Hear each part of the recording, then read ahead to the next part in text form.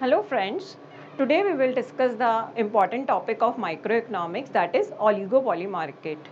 आज हम आपके लिए जो टॉपिक लेकर आए हैं माइक्रो इकोनॉमिक्स का बहुत ही इम्पॉर्टेंट टॉपिक है और कॉम्पिटिटिव एग्जाम के हिसाब से और मैथमेटिकल इकोनॉमिक्स के हिसाब से भी अपने आप में बहुत इंपॉर्टेंट हो जाता है।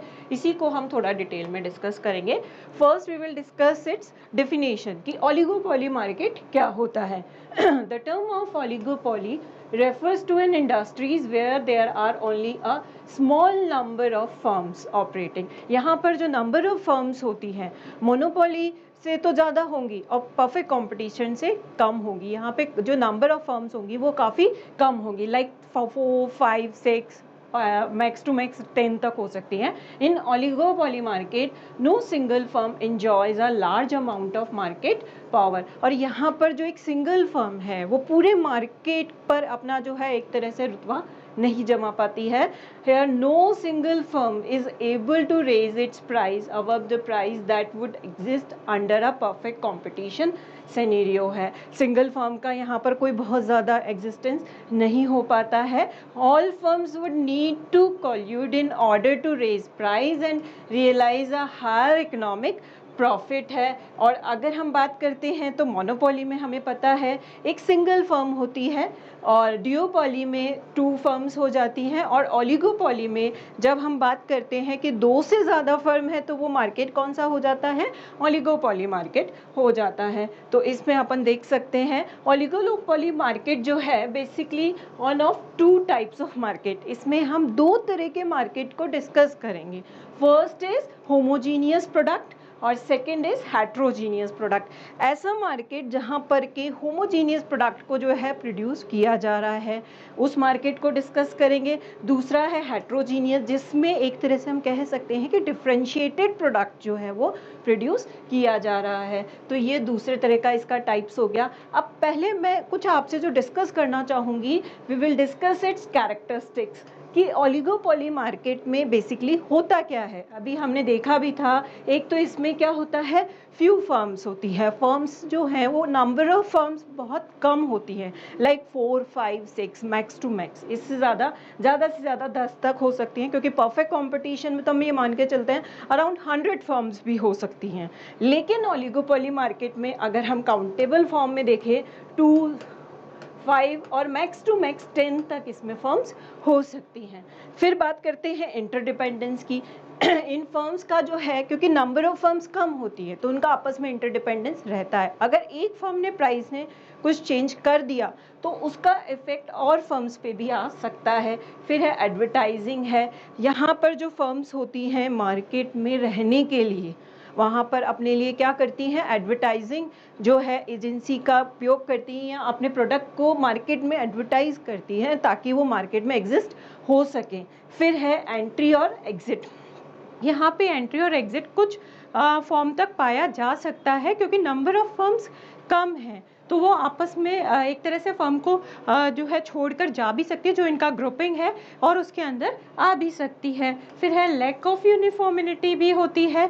जो फर्म्स होती हैं वो एक तरह से हम कह सकते हैं कि एक जैसी नहीं होंगी, छोटी भी हो सकती है, बड़ी भी हो सकती है। फिर है कंपटीशन होता है बेसिकली, क्योंकि यहाँ पे फर्म में आपस में मान लो 4, 5 फर्म्स हैं, अगर एक फर्म ने प्राइस में कुछ चेंज कर दिया तो दूसरी फर्म ऐसा नहीं है कि वो चुप बैठेगी, जो राइवल फर्म है वो उसका एक तरह से कॉन्टेम्प्रेरी जो है उसका इशू बनाएगी और एक तरह से कह सकते हैं प्राइस या प्रोडक्ट में चेंज कर देगी। फिर इसके साथ साथ यहाँ ग्रुप बिहेवियर भी पाया जाता है, क्योंकि कुछ फर्म जो होती है वो कार्टेल बना लेती हैं, कॉर्पोरेशन से ग्रुप बिहेवियर के थ्रू भी अपना एक तरह से हम कह सकते हैं प्राइस को डिसाइड करती है। तो ये बेसिक कैरेक्टरिस्टिक्स हो गई।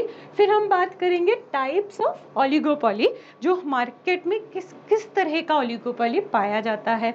एक तो होगा परफेक्ट, दूसरा होगा इम्परफेक्ट होगा, जिसमें बिल्कुल परफेक्ट उन्होंने कोल्यूजन बना लिया है और एक साथ मिलकर काम कर रहे हैं। इम्परफेक्ट जिसमें वो एक तरह से मिलकर काम नहीं करेंगे लेकिन मार्केट में एग्जिस्ट तो वो रहेंगे। इसके अलावा ओपन भी हो सकता है, क्लोज भी हो सकता है। 4-5 ग्रुप है फर्म का, उन्होंने क्या किया, आपस में कोल्यूजन बना लिया और वो साथ में ये चाह रहे हैं कि अगर बाहर से कोई अंदर फर्म आ सकती है तो उसके लिए उन्होंने मार्केट को कुछ हद तक ओपन छोड़ दिया है। और एक क्लोज भी हो जाता है, जिसमें वो क्या करते हैं, कार्टेल बना लेते हैं, किसी और को उसके अंदर, ग्रुप के अंदर आने ही नहीं देते और अपनी खुद की मोनोपोली उनकी चलती रहती है। फिर है कॉल्यूसिव और नॉन कॉल्यूसिव। कॉल्यूसिव में भी वो एक तरह से गठबंधन बना लेते हैं कि हम सभी मिलकर काम, जैसे एयरलाइंस हैं, कुछ एक एयरलाइंस हैं, 4-5 एयरलाइंस ने अपना एक तरह से कॉल्यूजन बना लिया है, वो किसी और फर्म को अंदर आने ही नहीं देती, किसी नई एयरलाइंस को अंदर एग्जिस्ट होने ही नहीं देंगी। नॉन कॉल्यूजन में क्या होता है, कॉल्यूसिव में ये एक तरह से किसी और को आने के लिए पूरी तरह से एग्री हो जाती है, एक तरह से हम कह सकते हैं उनमें गठबंधन नहीं होता है। फिर है पार्शियल भी हो सकता है और फुल ओलिगोपोली भी हो सकता है। ओलिगोपोली ये नहीं कि बिल्कुल परफेक्ट वाला ओलिगोपोली होगा, पार्शियल भी हो सकता है, कुछ हद तक हो सकता है। फिर है सिंडिकेटेड ओलिगोपोली और ऑर्गेनाइज्ड ओलिगोपोली। एक तो बिखराव में हो सकता है और एक ऑर्गेनाइज्ड फॉर्म में भी हो सकता है। ये तो बहुत ज़्यादा डिटेल का टाइप हो गया। अब हम बात करेंगे किंग डिमांड कर्व, जो एग्ज़ाम में स्कूल लेवल और कॉलेज लेवल पर बहुत ज़्यादा पूछा जाता है। एक इम्पॉर्टेंट कैरेक्टरिस्टिक्स है ओलिगोपोली का kink demand curve. A kink demand curve occur when the demand curve is not a straight line but has a different elasticity of higher and lower prices. इसका भी शेप मैं आपको बताऊंगी। इसमें एक जैसा शेप नहीं आता, जैसे आपने परफेक्ट कॉम्पिटिशन में देखा कि परफेक्टली इलास्टिक होता है, मोनोपोली में देखा कि परफेक्टली इन इलास्टिक होता है या इलास्टिक फॉर्म में होता है, ठीक है। लेकिन यहाँ पे जो डिमांड कर्व आएगा आपके दो शेप लिया होगा, एक तरफ तो इलास्टिक होगा और एक तरफ इन इलास्टिक होगा। जो पॉइंट होता है वो उसका किंग शो करता है। This model of oligopoly suggest that price are rigid and that firm will face different effect of both increasing price and decreasing price.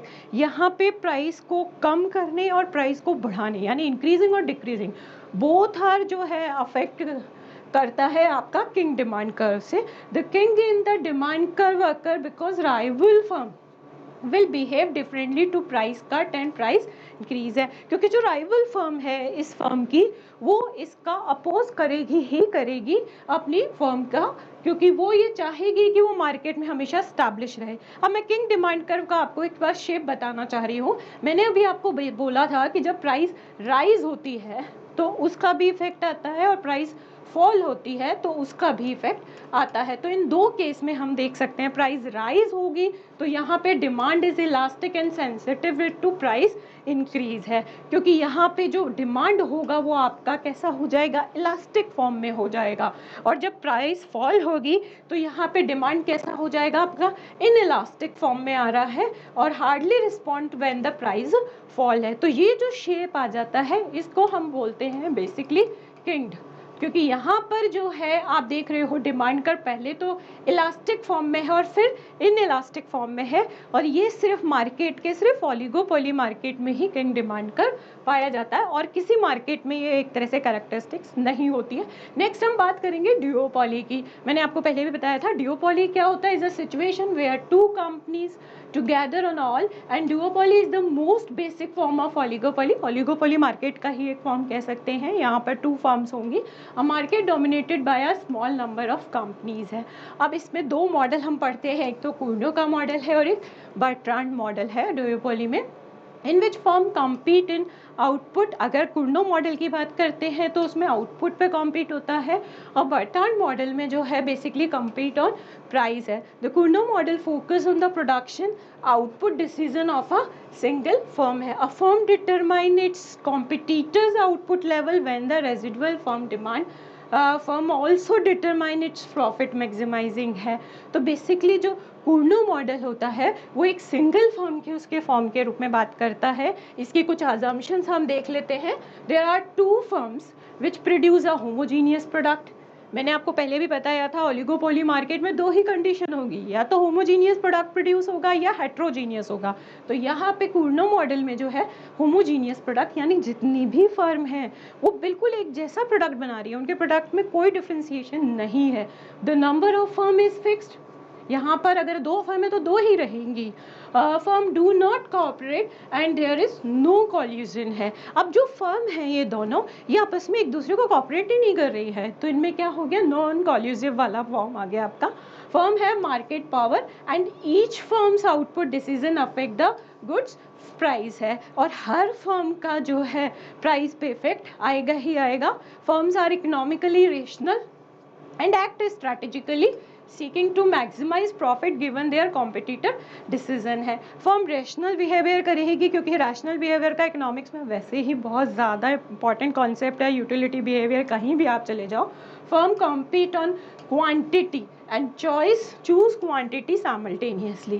Firm quantity पर ही फोकस करेगी basically. The firms output decision will not affect the output decision of its competitor है। ठीक है, तो ये कुछ characteristics कुर्नो model का हो गया। अब बर्टन मॉडल का बात करें तो firm set profit maximising price in response to what they expect the competitor to charge है। भाई उसका जो कॉम्पिटिटर जो चार्ज करेगा उसके बेसिस पर ही वो डिसाइड कर सकती है। The model predicts that both firm will lower price until they reach the marginal cost limit है, क्योंकि जो इक्विलिब्रियम होता है जनरली MR=MC पर होता है, तो तब तक वो उस पर इक्विलिब्रियम नहीं आएगा। The accuracy of the Cournot and Bertrand model will vary from industry to industry है। अब इनका बेसिक एक्यूरेसी है वो इंडस्ट्री टू इंडस्ट्री डिपेंड करेगा कि कौन सी इंडस्ट्री में बेसिकली वर्क कर रहे हैं, depending how easy it is adjust and output level in the industry है। अगर हम इसके अजम्पशंस की बात करें तो they are two firms producing homogeneous product. इसमें भी होमोजीनियस प्रोडक्ट बनेगा, यानी जो प्रोडक्ट होगा बिल्कुल एक जैसा होगा। Firms do not cooperate, non collusive हो गया। Firm compete by setting price simultaneously है। Consumers buy everything from firm with a lower price. If all firms charge the same price, consumer randomly select among them है। अगर सारी firm एक जैसा price ले रही है तो वो उसके लिए चॉइस हो जाती है इस केस में कंज्यूमर के लिए कि वो किससे उस प्रोडक्ट को ले। अब बात करते हैं कार्टेल की। कार्टेल भी हमारे ओलिगोपोली का एक पार्ट है। A cartel is a formal collusive arrangement among the firm with the goal of increasing profit. होता क्या है कि जैसे 4-5 फर्म है वो मिलकर के कॉल्यूसिवली क्या करती हैं, आपस में कार्टेल बना लेती हैं कि हम किसी और को आने ही नहीं देंगे, हम ही मार्केट में वो चीज़ बनाएंगे। तो उनका एक तरह से मोनोपोली हो जाता है उन फर्म्स का मिलकर। तो cartel members cooperate to set industry price and output. अब वो क्या करते हैं, अपना प्राइस और आउटपुट सेट कर लेते हैं। Game theory indicates that cartel are inherently unstable. Game theory में बेसिकली कार्टेल का अपने तरह से यूज़ होता है। गेम थ्योरी की स्लाइड्स मैं आपके लिए लेकर आऊँगी। Each individual member has an incentive to cheat in order to make higher profit in the short run. अब क्या होता है, जितनी भी फर्म है आपस में क्या करती हैं, एक दूसरे से कॉम्पीट करके हायर प्राइस लेना चाहती हैं। चीटिंग में भी lead to the collapse of cartel. With the collapse firms would revert to competing which would lead to decrease the profit है। ठीक है, तो ऐसी स्थिति में चीटिंग करने पर क्या होता है, इनका प्रॉफिट अपने आप में कम हो जाता है। तो ये हमेशा कार्टेल के ही रूल्स को फॉलो करती हैं बेसिकली। एग्जाम्पल ऑफ हिस्टोरिकली अगर हम इसका कार्टेल का देखें तो आपने नाम सुना होगा, ओपेक है basically.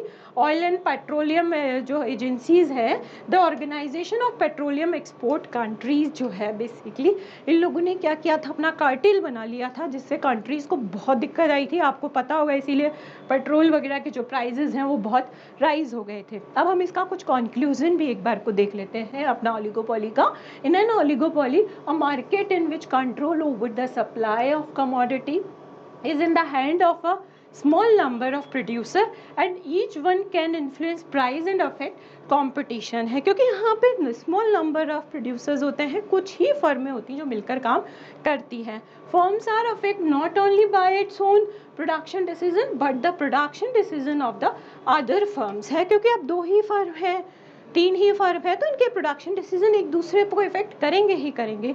Game theory model situation in which each actor when deciding one course of action must also consider how other might respond to the action है। इसके लिए गेम थ्योरी को यूज़ किया जाता है ओलिगोपोली में, जिसमें हम क्या करते हैं, डिसीजन जो है, डिसीजन मेकिंग और हर चीज़ को हम इसके अंदर देखते हैं। और गेम थ्योरी का स्लाइड मैं आपके लिए अलग से लेकर आऊँगी।